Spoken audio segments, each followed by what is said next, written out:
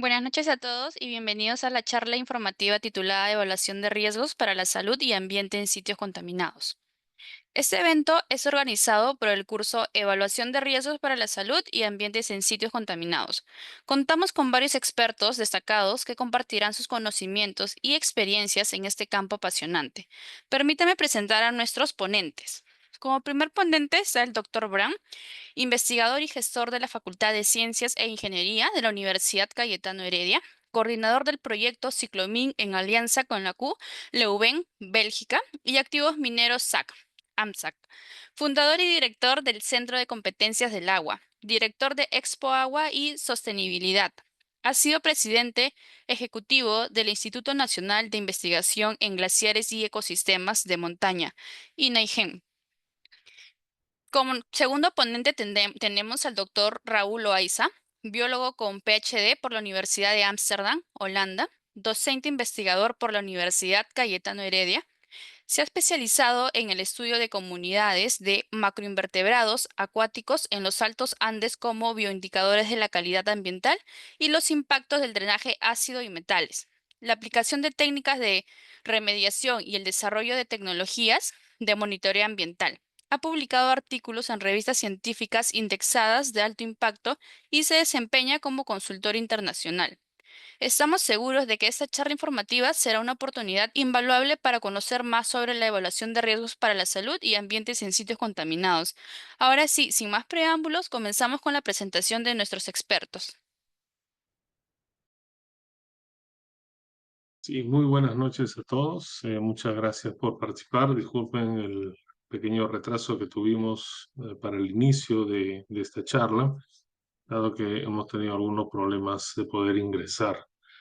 Am, el curso que estamos ahora promoviendo forma parte de un paquete de cursos dentro de la apuesta que está realizando la Universidad Peruana Cayetano en fortalecer capacidades para gestionar eh, problemas ambientales y sobre todo enfocarnos en temas de remediación de pasivos ambientales, ya sean mineros, pueden ser también de hidrocarburos u de otro origen.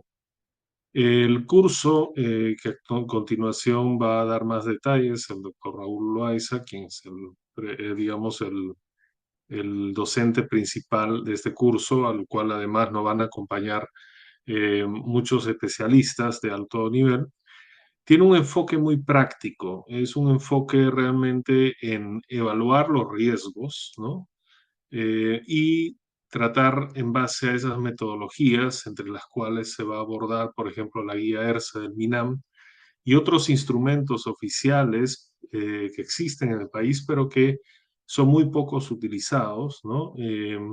Y vamos a abordar dentro del curso cómo podemos evaluar los riesgos de los sitios contaminados y cuáles podrían ser las implicancias eh, sobre la salud de las personas y también sobre el medio ambiente y los medios de vida. Es decir, a través de un análisis de casos prácticos y de un entrenamiento en la cual los participantes van a manipular data, van a trabajar con estas guías y vamos a ir paso a paso a construir una evaluación y poder ver los alcances del mismo, las limitaciones del mismo, qué mensajes podemos extraer a partir del análisis, etc. Entonces, este curso, al igual que el curso anterior que tuvimos, que era de gestión de pasivos ambientales mineros, cuenta también además con la participación y es hecho en alianza con la empresa Activos Mineros Sociedad Anónima Cerrada, AMSAC Perú, que es la empresa pública, digamos, cuya misión es remediar pasivos ambientales mineros. Los que estén interesados en el curso, hay una página web, voy a rápidamente compartirles, igual los detalles se los vamos a compartir en un rato. Hay una página web donde ustedes pueden encontrar, y voy a rápidamente mostrarles la página web, todo lo que está en el mismo. Este es el curso, Evaluación de Riesgo para la Salud en Sitios Contaminados. Tenemos la presentación del mismo, ¿no? El detalle del curso, el temario, con 8 unidades, ¿no? Y que van a sumar un total de 2 créditos. Esto va a tener sesiones sincrónicas, es decir, donde va a haber el docente que va a dictar en los horarios establecidos, el docente más los especialistas que van a acompañar, pero también van a haber sesiones de prácticas donde vamos a ir construyendo paso a paso estas guías. La plana docente es el doctor Raúl Loaiza, está también el magíster Cristian Paredes Espinal, que trabaja en OEFA, el especialista es Kim Valverde de AMSAC, la doctora Fiorella Lamata Romero y la doctora Miriam Mamani Huiza, quien es PhD en geología y con mucha especialización en lo que viene a ser los factores geológicos que inciden en aspectos ambientales, ¿no? Mi nombre es Bram Williams, soy el coordinador. En la página van a encontrar toda la información que está disponible.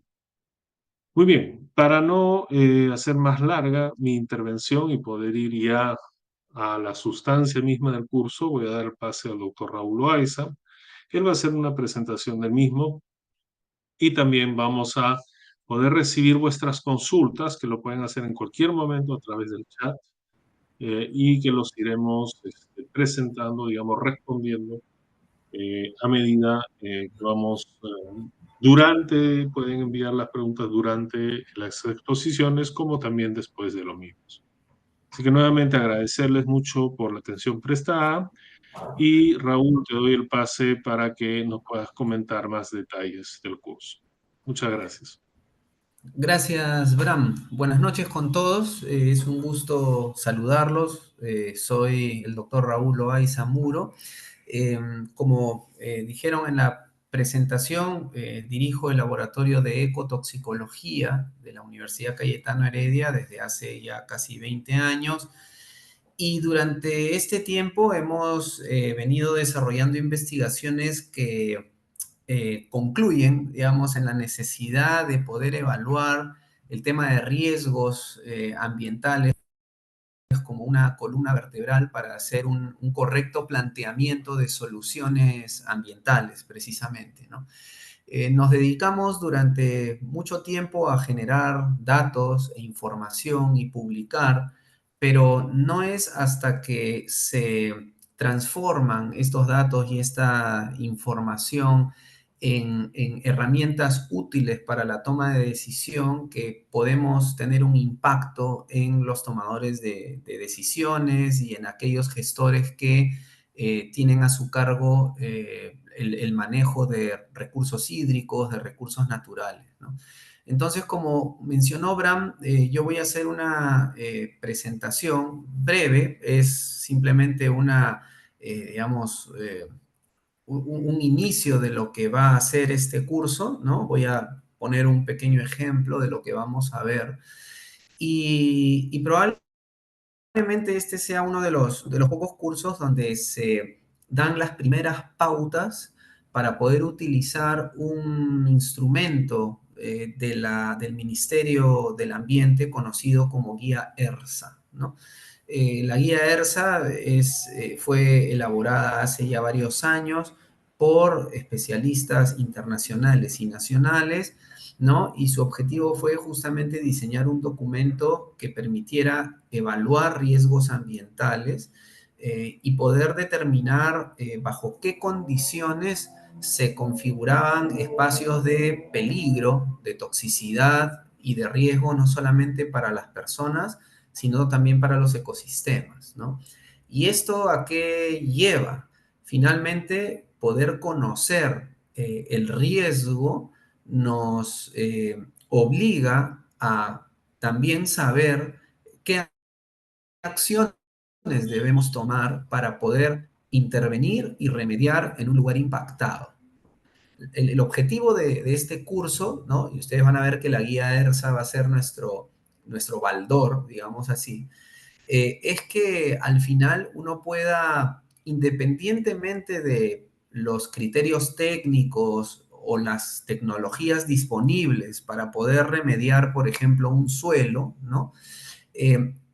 Tener en cuenta que para que un ecosistema pueda funcionar adecuadamente y que quienes habitan ahí, siendo seres humanos, flora, fauna, puedan hacerlo sin ningún tipo de peligro, ¿no? Entonces, la tecnología, el abordaje, el proyecto, la propuesta de remediación final que surja luego de haber hecho todo este análisis que nosotros vamos a replicar en el curso, nos debe llevar a pensar en cuáles son las condiciones mínimas que debe tener ese ecosistema impactado luego de ser remediado para poder garantizar su funcionamiento, su estructura, etcétera, ¿no? Y como digo, la salud ecosistémica, la salud ambiental, la salud de las personas, de los animales y de las plantas.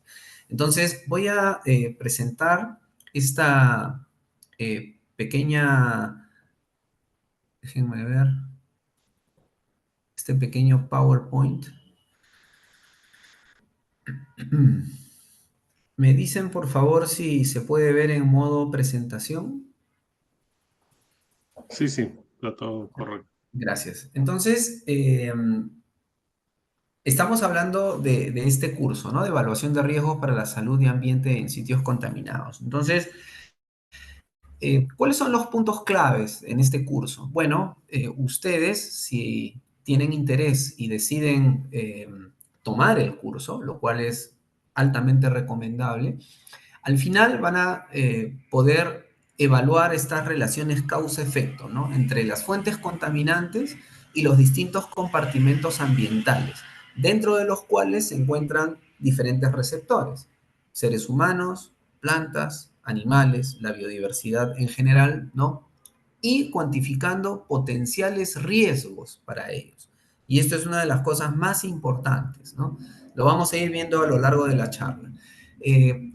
Por supuesto que a lo largo del curso, para poder tener elementos suficientes para abordar el problema de la contaminación, vamos a refrescar algunos conceptos importantes relacionados con los suelos, con la química, con la ecotoxicología, ¿no? Que nos va a ayudar a complementar, por supuesto, y como una base teórica necesaria, el análisis y la discusión de los casos. El curso tiene una dinámica bastante interesante porque, como ya adelantó Bram, van a haber sesiones presenciales, donde sincrónicas, virtuales por supuesto, donde vamos a abordar estos temas, pero en paralelo ustedes se les va a asignar un caso, ¿no? Un problema. Vamos a intentar que sea un caso real, un caso verdadero, es decir, que se haya trabajado en una base de datos, ¿no es cierto?, de la cual haya resultado una conclusión. Es decir, son datos que han sido en algún momento tocados, o perdón, levantados de una situación real acá en el Perú, ¿no? Eh, ¿Qué más? Entonces, esto nos va a ayudar, ¿no es cierto? Como digo, a hacer a tener un entendimiento lo más completo y global posible e interactivo posible, ¿no? Entre las distintas etapas, compartimentos, receptores, etcétera, sin perder de vista la idea final de poder hacer una propuesta de remediación, ¿no es cierto? De abordaje del problema de contaminación. Y vamos a hablar, por supuesto, de distintos tipos de contaminantes. Probablemente en el Perú, dos de los más significativos sean los metales, precisamente por nuestra actividad minera y por el gran número de pasivos ambientales mineros que tenemos en el territorio peruano, aproximadamente 7.000. Y el otro grupo de contaminantes son los hidrocarburos, justamente también por nuestro potencial gasífero, nuestro potencial petrolero, etcétera, y que constituyen probablemente dos de los pasivos ambientales más representativos y de mayor preocupación, ¿no? Por supuesto que existen muchos otros, residuos sólidos, etcétera, y la lista puede ser muy larga, pero estos dos constituyen probablemente los mayores causantes, además de problemas sociales en el Perú. Sobre todo alrededor del uso de los suelos, del uso del agua, ¿no? Entonces es importante también conocerlos. Tenemos especialistas en el curso, ¿no? La doctora Miriam Mamani, por ejemplo, que es una experta y que nos va a dar digamos, un alcance muy, muy bueno, ¿no? Profundo, detallado, sobre, por ejemplo, los mecanismos alrededor de el origen, el transporte, la distribución, etcétera, de los metales, ¿no? Bueno, ¿y esto a qué nos lleva? A poder adquirir una serie de conocimientos sobre cómo hacer o cómo estimar, cómo calcular estas relaciones de causalidad utilizando, como mencioné, la guía ERSA. Y, claro, otras con las que vamos a comparar, ¿no? A nivel internacional. En todo este, digamos, proceso de información, vamos a identificar espacios de la guía ERSA donde surgen incertidumbres que deben ser solucionadas, atendidas, resueltas con lo que se conoce como el criterio de experto, ¿no? Ustedes van a ver luego, porque seguro muchos conocen la guía ERSA y si no, la pueden buscar fácilmente, se la descargan, es un PDF, ¿no? Un poco extenso, eso sí. Eh, y quienes la conocen o están involucrados en el tema de evaluación de riesgos, en cálculos de riesgos, sabrán que en muchos casos hay puntos en los que las guías no indican cómo solucionar un problema o qué tipo de información se tiene que considerar o valorar. Eso queda a criterio del experto o de un panel de expertos. Y precisamente en este curso lo habrá y en algunos casos seremos como una especie de consejero, ¿no? Para quienes vayan a desarrollar sus proyectos de información cuando surjan o se encuentren en estos callejones sin salida donde no haya mucha claridad en la guía sobre qué camino seguir. Entonces, ese es uno de los grandes retos de la aplicación de estas guías en general, que dejan muchos espacios abiertos a la interpretación, pero también al criterio de la experiencia. Entonces, es importante, digamos, poner en práctica y traer todos los conocimientos que uno tenga del campo, qué sé yo, de los distintos ámbitos en los que ustedes se han desempeñado, ¿no?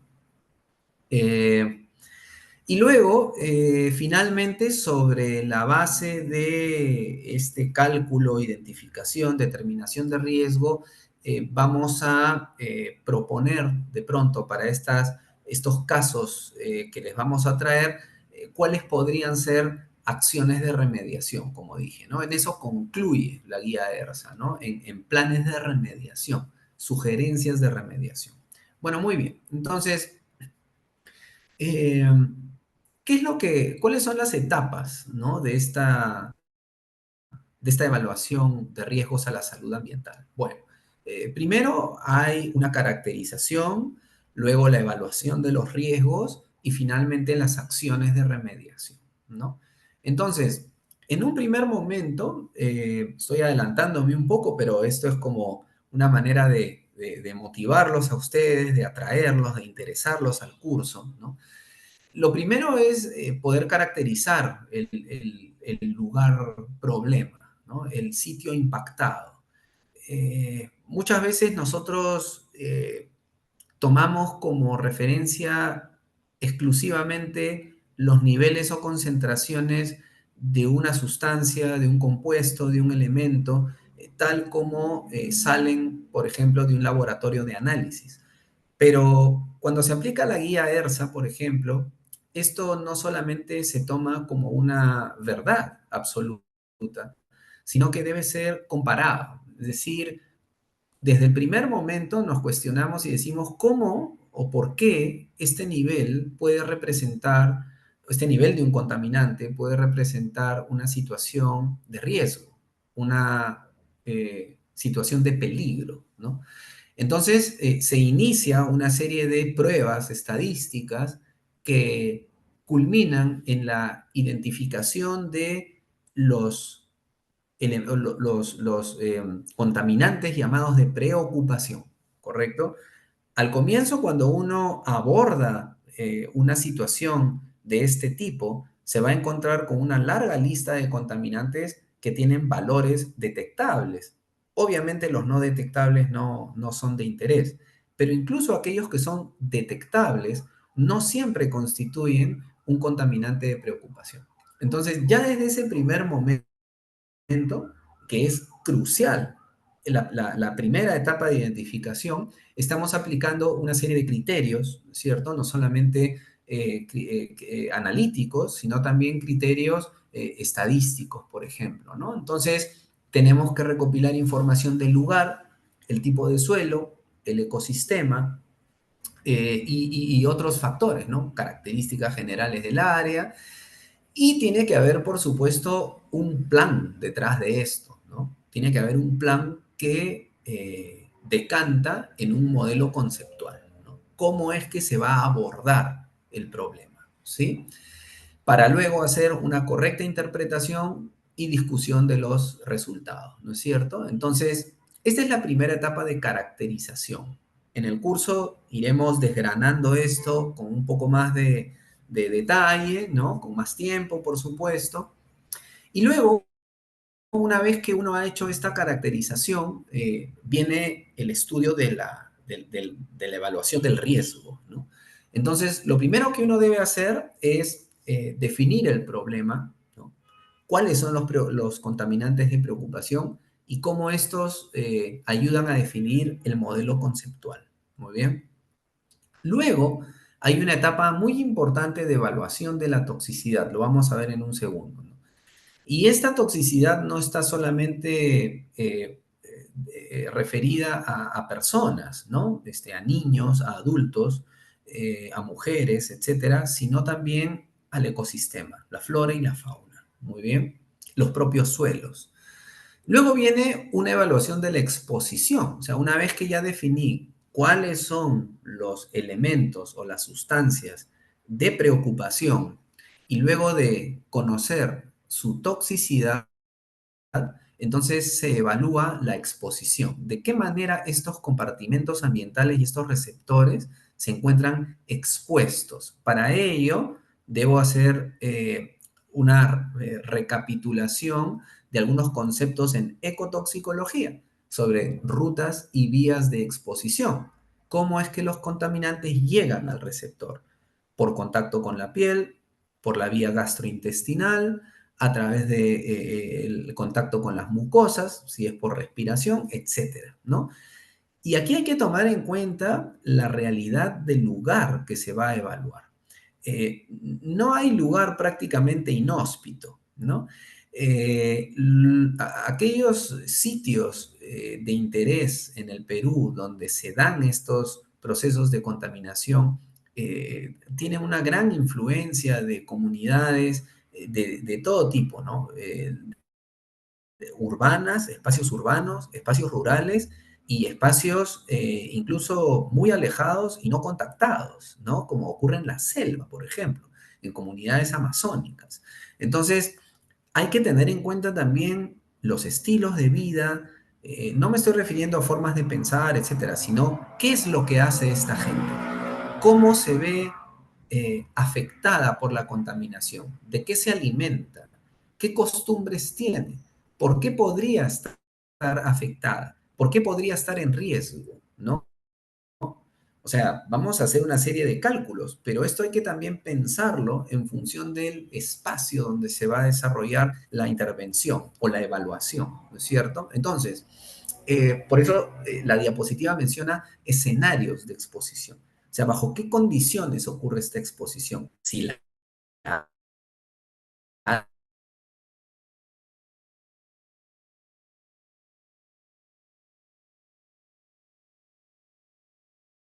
están incorporando. O sea, ¿cuánto es realmente lo que está siendo absorbido, ingerido?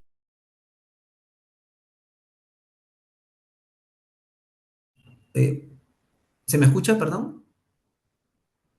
Sí, ahora sí. Te perdimos un poquito, pero ahora sí. Ya, perdón, de repente se fue la conexión, disculpen. Lo que decía es que una vez que uno ha identificado a estos receptores y los escenarios, entonces uno calcula la dosis, la cantidad de ese contaminante que estaría potencialmente siendo acumulado, absorbido, inhalado, etcétera, por el receptor, ¿no es cierto? Y finalmente eso nos va a ayudar a caracterizar el riesgo. Entonces vean que hay etapas, ¿no? Pero que tienen un sustento, digamos, lógico, teórico, que hay que abordar, que hay que satisfacer para que al final la conclusión o el resultado final, digamos, sea representativo de la situación y que nos conduzca al planteamiento de un plan de remediación, un plan de recuperación coherente, no solamente desde un punto de vista tecnológico, incluso desde un punto de vista social, desde un punto de vista ambiental y de sostenibilidad de ese espacio. No nos olvidemos que al No, final... ¿Ah?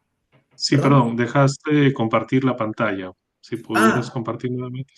sí, algo, disculpen, algo ocurrió pero no he cambiado de pantalla, voy a continuar en lo mismo, disculpen. Ah, ya. ¿Ahora se ve mi diapositiva? Mm, Sí, ahora sí. Ya, perfecto, disculpen. Ya, entonces veníamos diciendo que al final todo esto nos debe llevar a la concepción de un plan de recuperación, ¿no es cierto? Que tome en cuenta modos de vida, una recuperación sostenible en el tiempo. Y lo que decía era que hay que tener en cuenta siempre en estos planes, ¿no? De recuperación que al final lo que uno desea es devolver la mayor cantidad de servicios ecosistémicos que fueron afectados por la contaminación a un costo razonable. Y esta es una tendencia mundial desde hace décadas. Es decir, es muy difícil devolverle a un espacio impactado los servicios ecosistémicos que tenía en un inicio, antes de ser afectado. Como eso no es posible, no en todos los casos, podría decir yo en ninguno, hay que evaluar qué servicios se van a devolver, cuánto cuesta, si hay tecnologías disponibles y si al hacerlo se va a restablecer la funcionalidad de ese ecosistema, digamos, el bienestar de las personas, etcétera. Muy bien. Listo, entonces, y finalmente, como digo, cuando uno evalúa o ya aborda el tema de la remediación, se hace una propuesta, ¿no? De uso futuro del sitio impactado, como digo, o sea, ¿qué es lo que se va a hacer con esto? O sea, ¿qué uso le voy a dar? ¿Qué servicio ecosistémico voy a recuperar?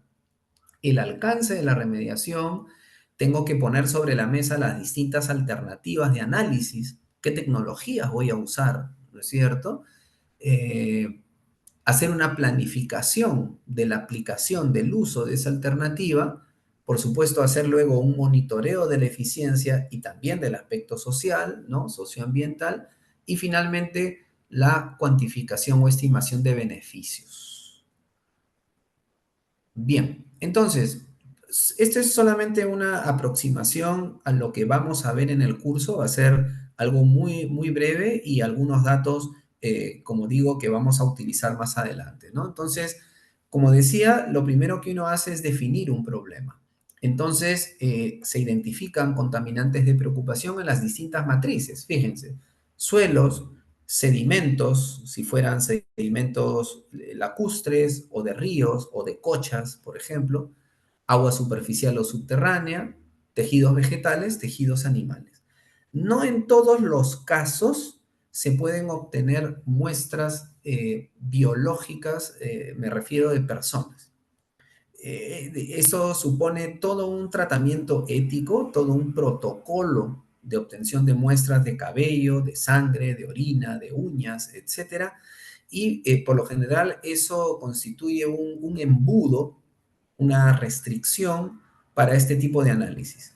En las oportunidades donde he intervenido en este tipo de evaluaciones, se cuenta con todo lo que ustedes ven en la diapositiva, es decir, caracterización, cantidades de contaminantes en compartimentos ambientales, en flora y en fauna, pero en personas es muchas veces difícil poder tener esta información. Por eso es que no siempre es tan fácil calcular los riesgos. Se tiene, como van a ver ahora, hacer uso de una serie de factores que se encuentran en la bibliografía, algunos están en la guía ERSA, ¿no? Y otros hay que buscarlos, ¿ya? Entonces, en otras guías, por ejemplo.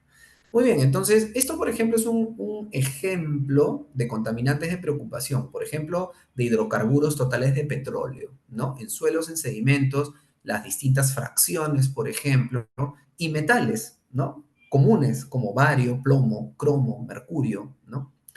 En algunos casos, como verán, por ejemplo, el agua superficial tuvo contaminantes que no eran de preocupación, no cumplían los criterios. Y en algunos casos hay fases ambientales que no son muestreadas. Entonces, a veces el mismo proyecto o el mismo tipo de muestreo puede imponer algunas restricciones que de alguna manera impidan tener una fotografía completa, ¿ya? Pero no es finalmente condicionante del éxito de la aplicación de estos criterios, de la guía o de una intervención para la remediación. Muy bien.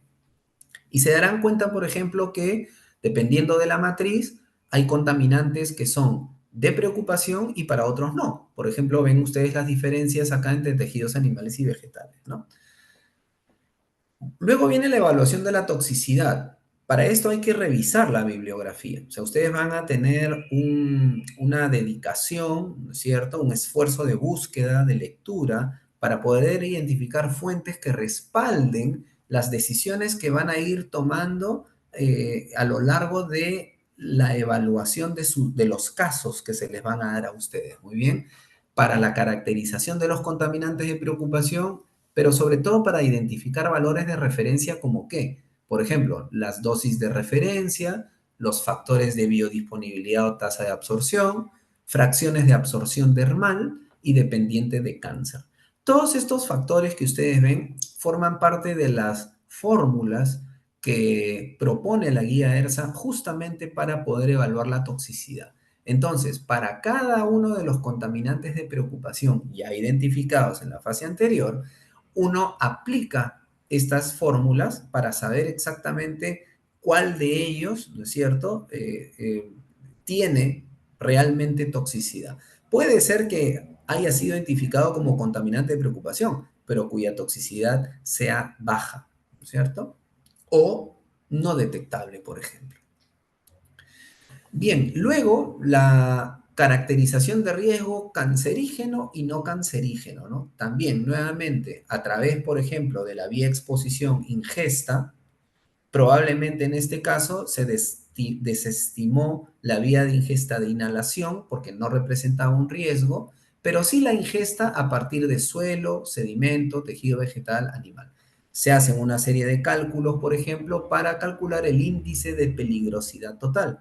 Y este índice me dice si hay un riesgo preocupante o un riesgo aceptable, ¿no es cierto?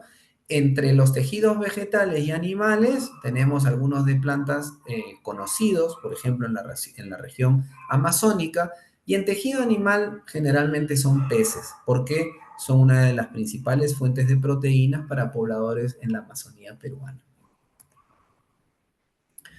Luego viene la estimación del riesgo cancerígeno. Vean ustedes que las fases o las matrices no son las mismas que las de riesgo no cancerígeno. Aquí también se hace, aquí por ejemplo para el riesgo cancerígeno no se calcula la peligrosidad, sino el riesgo total, ¿no? Y en este caso también el resultado nos lleva a clasificar el riesgo como preocupante o como aceptable, ¿no? Y finalmente hay una caracterización del riesgo ecológico. Como ustedes se dan cuenta, hay distintas etapas y en lo que concluye la guía es en el riesgo ecológico. ¿Por qué? Porque el riesgo ecológico es lo que me va a decir ¿qué debo hacer finalmente para restituir las condiciones de ese ambiente para que funcione normalmente, para que las personas no tengan riesgo, para que los animales y las plantas puedan desarrollar sin ningún problema, ¿no? Entonces, para eso se hace uso también de la bibliografía, de valores, ¿no es cierto? Como las concentraciones que no provocan ningún tipo de impacto, ¿no? Y se hace un paralelo lo más cercano posible con las especies que se han encontrado en el lugar. Ustedes entenderán que no siempre la bibliografía o las guías internacionales describen valores de toxicidad para especies de la Amazonía. Si es, por ejemplo, una guía desarrollada en Europa o en el hemisferio norte, en Estados Unidos, es fácil entender que ellos no van a incluir peces, mamíferos y aves de esta parte del mundo.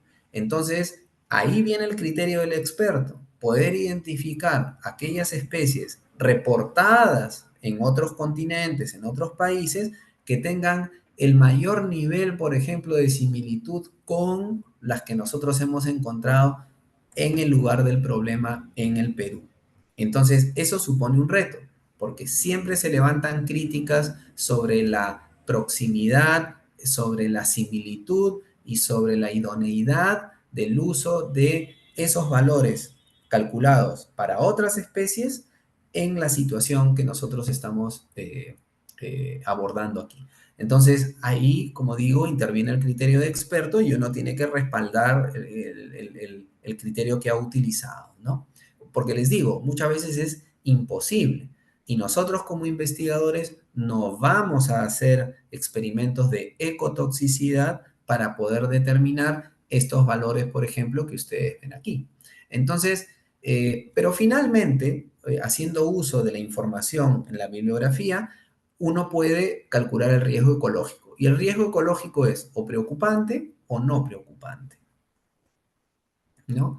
Entonces, se realiza la estimación para suelos y sedimentos y para aguas, dependiendo de los compartimentos que hayan resultado en la primera etapa de la evaluación ERSA como susceptibles de o impactados por la contaminación. Entonces, por ejemplo, como veíamos en la diapositiva anterior, en este caso particular, que es un ejemplo que yo estoy dando ahora, es la estimación del riesgo para suelos y sedimentos resultó ser preocupante, ¿no?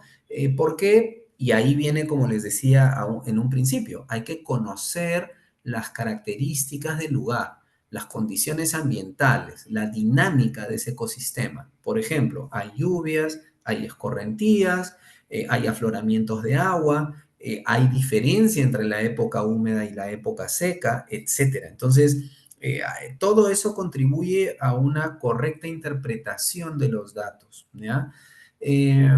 Por ejemplo, como dice la diapositiva, en este caso las pendientes, ¿no? Si es un lugar donde la pendiente es muy pronunciada y la escorrentía podría ayudar, por ejemplo, a transportar contaminantes, etcétera, ¿no? Como dice aquí.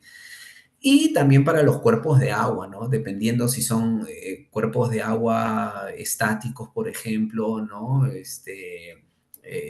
Lénticos, lóticos, en fin. Entonces eso también va a determinar de alguna manera la dinámica de estos contaminantes, ¿no? Así es que, y otras características físico-químicas, como menciona acá la diapositiva, el pH, en fin. Entonces, yo creo que este curso les va a brindar la oportunidad de conocer una manera de evaluar esta situación tan preocupante que existe en el Perú, ¿no? A partir de los pasivos ambientales en general.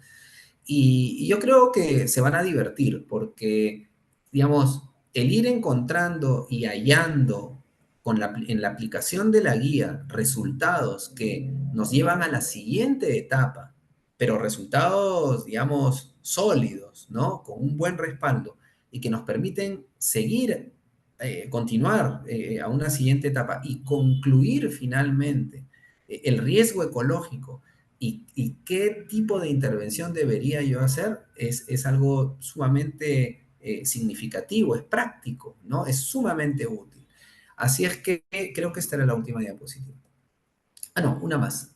Perdón, los niveles de remediación, ¿no? Una vez, disculpen, una vez que uno caracteriza el riesgo ecológico concluye en los niveles de remediación. Es decir, ¿hasta dónde debo yo remediar? O sea, ¿qué tanto contaminante tengo que remover de ese suelo, por ejemplo, para llegar a condiciones de riesgo aceptable, de peligrosidad aceptable, etcétera?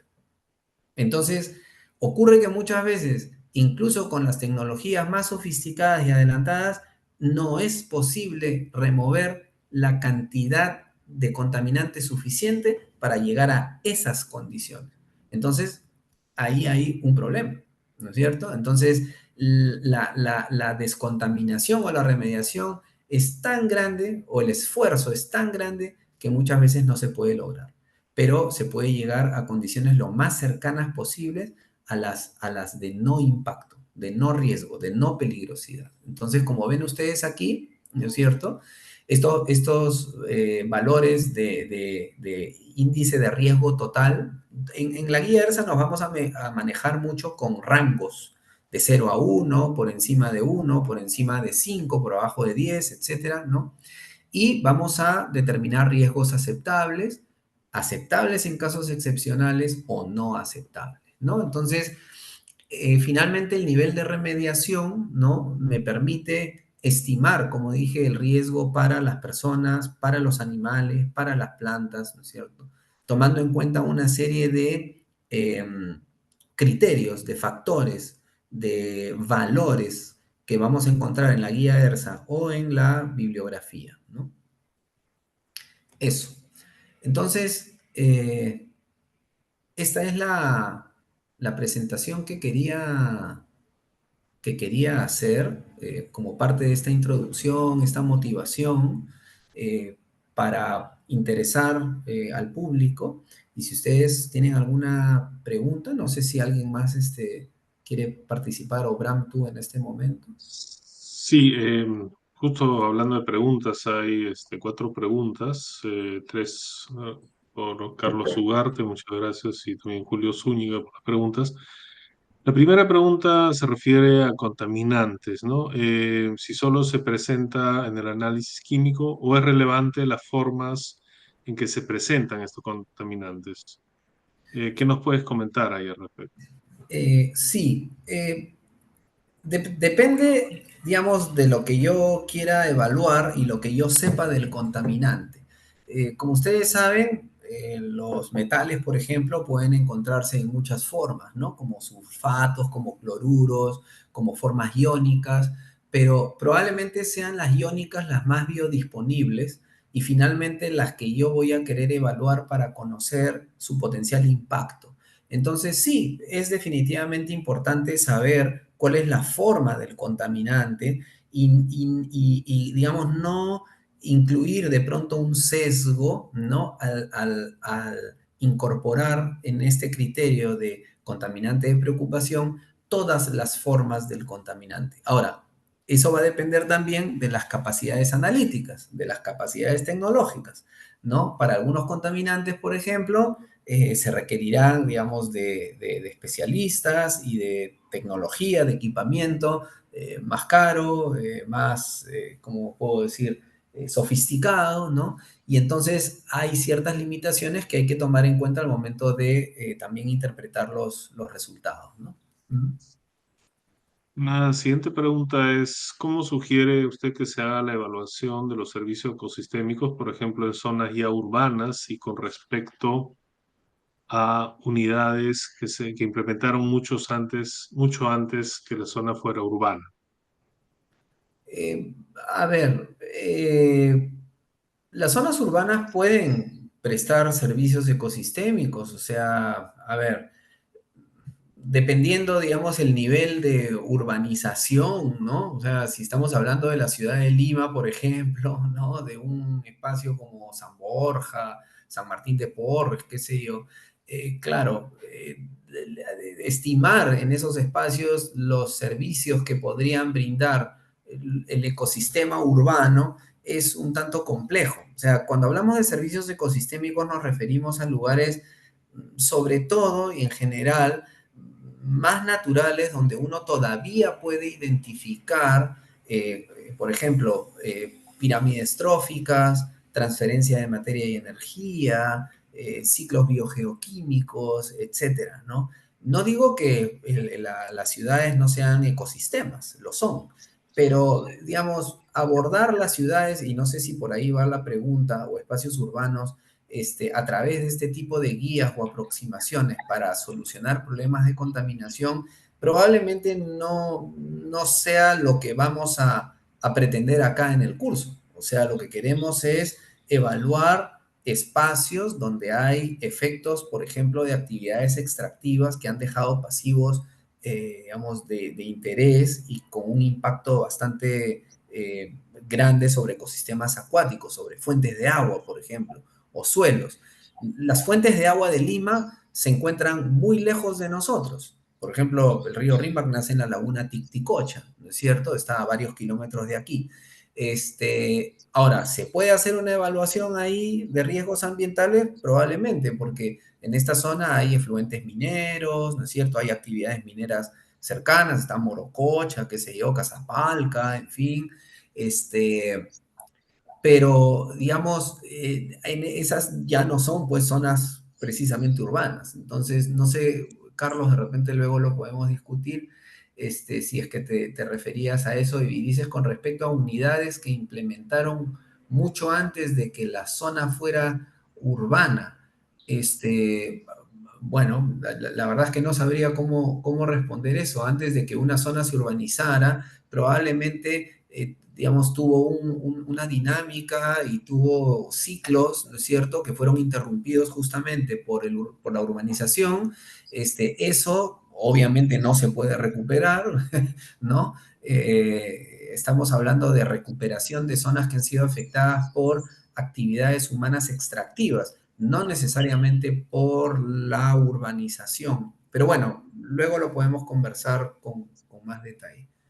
Sí, están llegando varias preguntas. Voy a, digamos, Sí. un poco clasificar las preguntas según el parecido. Hay una pregunta por Julio Zúñiga, por ejemplo, para el cálculo o estimación de dosis de referencia, tasa de Ujú. ingestión y la frecuencia de exposición, ¿basta con basarse en estudios elaborados por organismos internacionales o se requieren hacer estudios in situ? Y en el segundo caso, ¿qué metodologías se pueden usar para estos estudios? Sí, como comenté en algún momento, em, es muy difícil poder generar información in situ a partir de los receptores locales y la situación local para poder ser aplicados en, digamos, esta cadena de evaluaciones que lleven a la estimación del riesgo ecológico, ¿no? Y de la remediación ambiental. Eh, Como dije, es bastante complejo porque primero no tenemos un conocimiento completo de lo que vamos a encontrar en un lugar, ¿no? Ni tampoco sabemos qué animales o plantas van a ser las afectadas en un determinado sitio. Como dije, la información ecotoxicológica, por ejemplo, Julio, como lo que mencionas aquí, dosis de referencia, tasas de ingestión, etcétera, eh, no existen o muchas veces no han sido calculadas o estimadas aquí, bajo nuestras condiciones, ¿no? Y por lo general se tienen que tomar o extraer de otras guías que, claro, han sido generadas en otras realidades, ¿no? Entonces, ahí viene el criterio de quien va a elegir ese coeficiente, ese factor, ese valor y poderlo aplicar aquí. A veces son factores que tienen que ver con el sexo, masculino, femenino, con la edad, con el peso, y que no necesariamente tienen que haberse generado acá. O sea, personas en el mismo rango de peso, de la misma edad, del mismo sexo, digamos, tienen un comportamiento fisiológico similar acá en Perú o en Europa. Entonces, Ahí no hay tanto problema. El problema es cuando hablamos de especies puntuales, ¿no? Eh, y también preguntabas para el segundo caso, o sea, estudios in situ, ¿qué metodologías se usan para esos estudios? Bueno, como digo, en muchos casos son estudios clínicos, estudios médicos, ¿no? Que, digamos, probablemente se han basado en modelos de dosis-respuesta, ¿no? Para poder determinar dosis de referencia, qué sé yo, tasas de ingestión, o sea, no es simple, eso no es sencillo, o sea, nosotros mismos no podríamos generar esa información para cada situación y cada caso que vamos a abordar. Entonces, por eso digo que lo más práctico es buscar en la bibliografía, en referencias internacionales, si es que no hay aquí, el mejor valor posible, ¿no? Así es que sí, vamos a tener oportunidad de conversar también y discutir eso, ¿no? Voy a tomar tres preguntas que están relacionadas por curso en sí. Van a disculparme si algunas preguntas estamos obviando, pero es también por un tema de tiempos. Eh, Hay una pregunta que es de Luis Ayala, si es que en el curso se va a realizar algún tipo de modelamiento numerativo, perdón, modelamiento numérico. La otra pregunta de Leo Panduro es si se harán talleres de uno o varios casos de evaluación, si se usará algún software de apoyo, habrá entrega de bibliografía y enlaces. Y también consultan si es que en el curso nos van a enseñar a usar el RBCA. Hice la pregunta qué es el RBCA, pero quizás tú lo sepas, Raúl. Así que nada, Eh, si nos puedes comentar de estas ¿dó- preguntas. ¿Dónde está Bram? Perdón, por favor, ¿cuál es? ¿El comentario de Es quién es? el de Midori Chinen Gushiken, Ah, es respecto al RBCA. ya. A ver, El mismo déjeme. Leo Panduro. Sí. Claro, es sí, yo recuerdo que se utilizó también esta, digamos, herramienta, ¿no? Para hacer análisis de riesgos en suelos contaminados. Este, digamos, hay distintos enfoques, ¿no? Para los estudios de riesgo, por ejemplo. Entonces, uno de ellos puede ser la guía ERSA, como digo, ¿no? Otro puede ser esta RBCA, ¿no? Para también analizar riesgos en lugares contaminados. Se puede aplicar a suelos, por ejemplo, ¿no? En general, nos lleva también a poder aplicar medidas correctivas, ¿no? Basadas en el riesgo, ¿no? Y hay programas también, este es el que llamaban Rebeca, ¿no? Hay programas que se compran, softwares, donde uno coloca los datos, ¿no? Principales, y el Rebeca lo que hace es, calcular automáticamente todos estos factores, ¿no? Entonces, y te da todos los resultados. Yo recuerdo alguna vez haber participado en una consultoría donde, claro, se hablaba mucho de este software, no lo teníamos nosotros, pero era algo que costaba un buen dinero, lo recuerdo perfectamente, ¿no? Seguramente las instituciones lo usan, en fin, de protección ambiental, etcétera, ¿no? Entonces, Midori, no vamos a usar nosotros el RBCA, vamos a tener una aproximación similar, ¿no es cierto? Nos va a conducir exactamente a lo mismo, pero usando la guía ERSA, ¿no? Sí. También mencionarles que, digamos, el curso sí se va a entregar bibliografía, enlaces, se van a ver casos de evaluación, ¿no? Justamente la idea es que no sea un curso teórico, sino realmente un curso bastante práctico, porque este tipo de guías o de experiencias es importante hacerlo con mucho en la práctica, así que va a ser un curso dentro de lo que nos permite la virtualidad, porque la virtualidad, claro, tiene la facilidad que te puedes conectar en cualquier momento, pero digamos, no reemplaza un salón de clase donde normalmente, ¿no? Tienes esa interacción, pero sí vamos a tener las sesiones de práctica, ¿no? Como comentó Raúl, vamos a ir construyendo los casos paso a paso. Quiero nada más también agregar que un aspecto importante del curso va a incidir mucho en el análisis, ¿no? No, o sea, la data son indicadores finalmente, que hay que entenderlos en su contexto y hay que analizar y ver varias aristas y tratar de sacar interpretaciones a partir de ella que tengan el mayor sustento posible. Voy a, nada, tenemos todavía unos 3 minutos para responder algunas preguntas. Hay una pregunta de parte de Jonathan sobre si la legislación de remediación de pasivos debería ser más estricta, ¿no? Y por qué tenemos tantos en el país. Eh, Hablan también sobre ejemplos de afectaciones por refinerías, por ejemplo, el caso de Conchán y los pantanos. Y hay un comentario también y pregunta de Carlos Ugarte, que es, en el Perú se suele emplear el iris de la EPA. ¿Quién nos puede decir si en Europa existe alguna plataforma similar para evaluación de riesgos? Así que son Ujú. 3 preguntas para que puedas comentarnos, Raúl. Sí, es lo que pregunta Jonathan sobre la normativa, si debería ser más estricta. Bueno, seguramente sí, porque vemos que en algunos casos las empresas internacionales están expuestas a la regulación de distintas leyes de acuerdo a los países donde operan.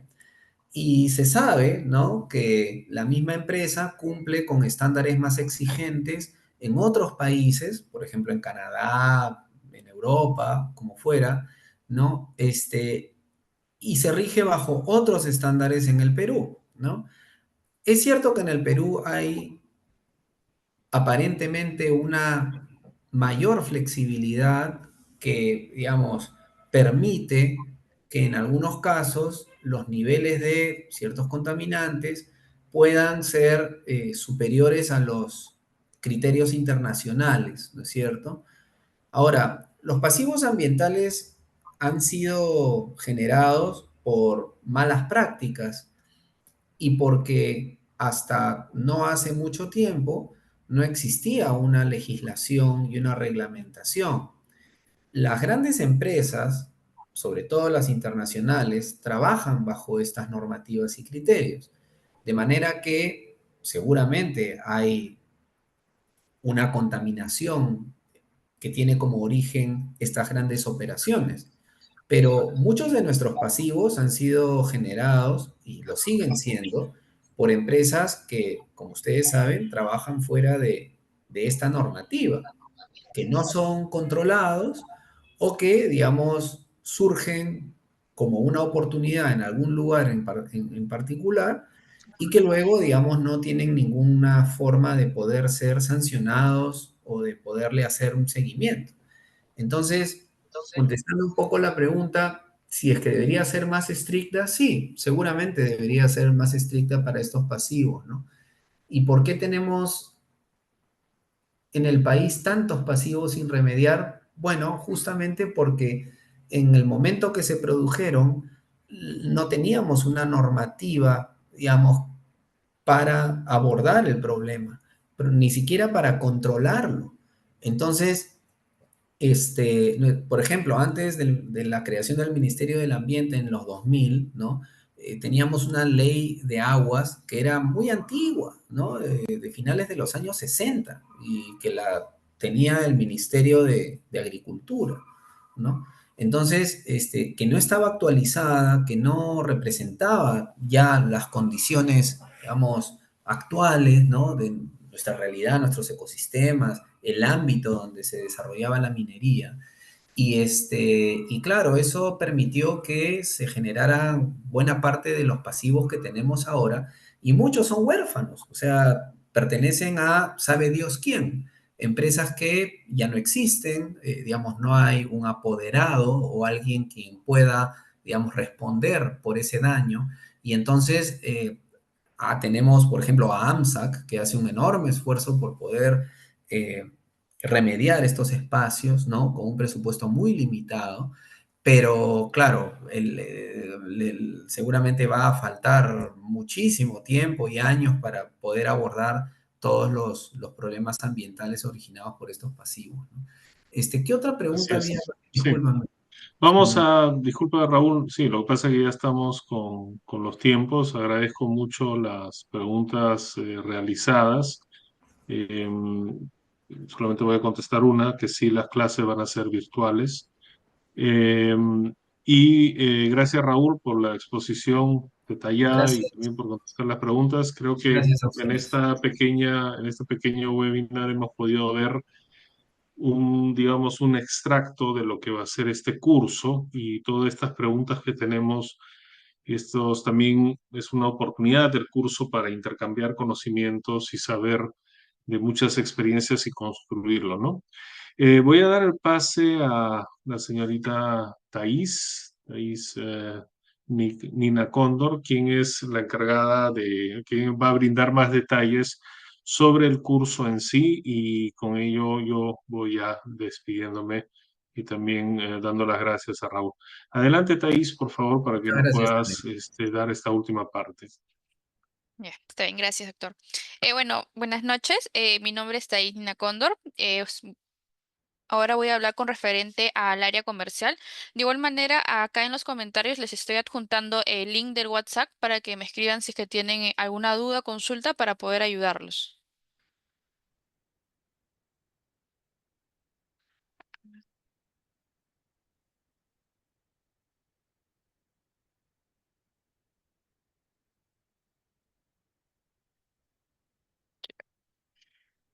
¿Sí se puede ver mi pantalla? Sí, Ya. Bueno. Bueno, el curso de evaluación de riesgos para la salud y ambiente en sitios contaminados, la modalidad es completamente virtual y tiene una duración de 3 semanas.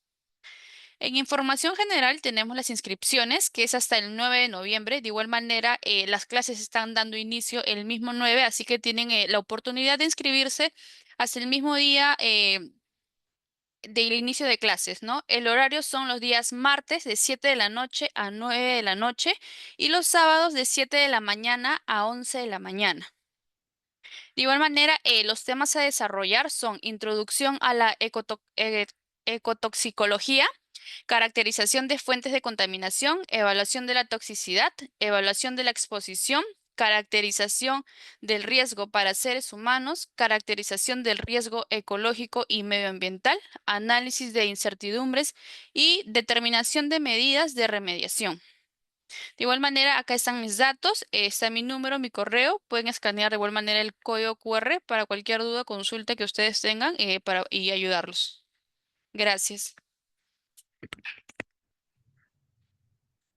muchas gracias, Thais, por la presentación.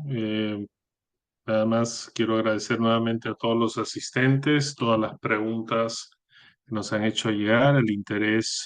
Disculpas nuevamente por arrancar un poquito tarde por problemas técnicos.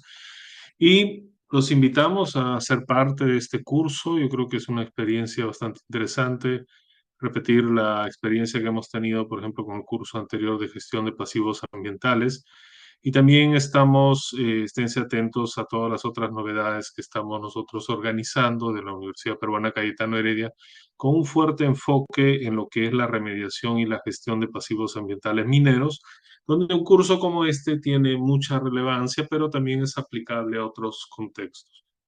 Nuevamente, muchas gracias a todos, que tengan unas muy buenas noches y los estamos esperando y ojalá se animen a sumarse a este curso. Que tengan buenas noches.